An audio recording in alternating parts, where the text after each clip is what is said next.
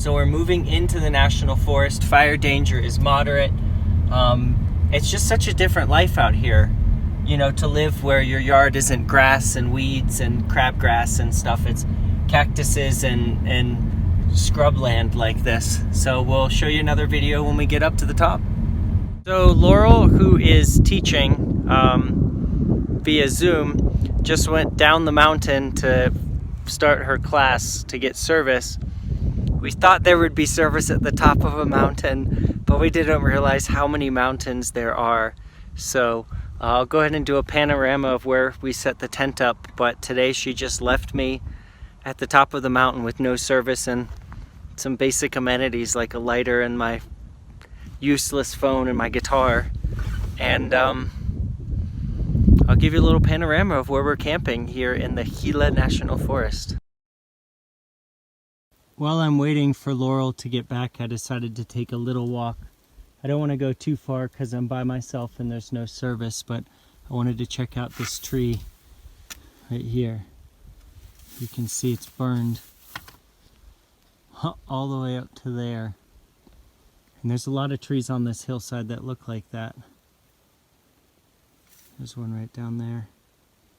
It is entirely possible that I'm the only person on this side of the mountain right now, which is wild. And I've got a time lapse set up for the sunset, which I think is going to be absolutely gorgeous. So this is a big one, just for scale. There's my glove. It's absolutely wild.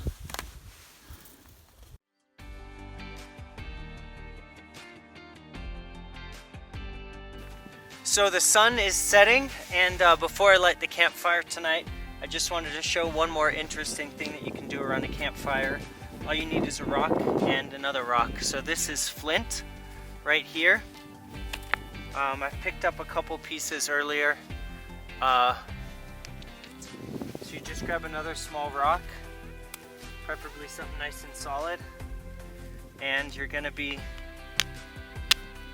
chipping pieces off of the rock. And this is actually how arrowheads were made.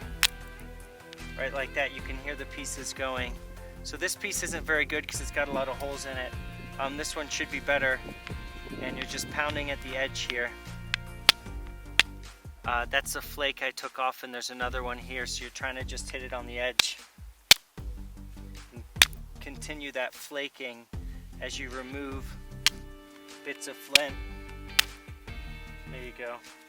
To pound this down into essentially what will eventually become an arrowhead shape. I haven't done it since college, but I figured this road trip was... There you go, that was a nice big flake there.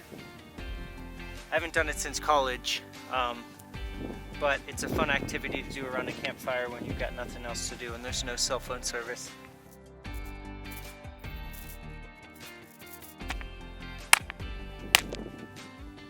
So I just hit it on this flake.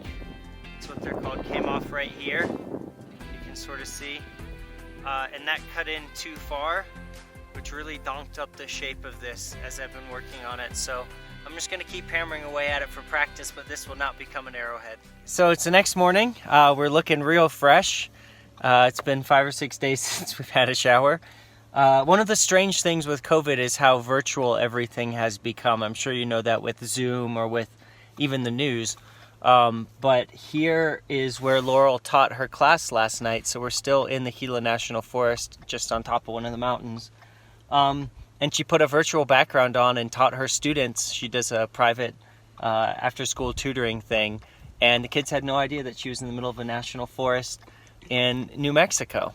So that's a silver lining, I guess, to this whole wild world, is that there's a lot less that's tying us to a specific office or location. 5-minute drive up the mountain, there were cactuses and yucca plants, and now there's snow. So today we're camping on Lake Roosevelt, which is off the Salt River in Arizona, and we have birds and we have cacti, which is a little bit strange of a juxtaposition to me. One of the coolest things about nature is that it does what it does whether or not we're here to observe it, or whether or not we approve of it, or whether or not we even notice it. So I'm in an area down this sort of bank of the campground that I've only seen a few footprints of. And if you look behind me, I'll get out of the way,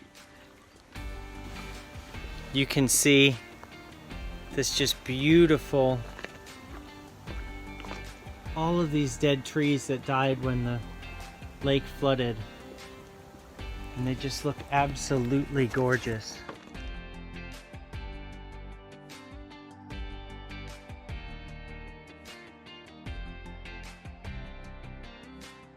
So we are here in Phoenix, Arizona, technically Mesa, Arizona, and this is our campground. Your destination is on the left. Thank you.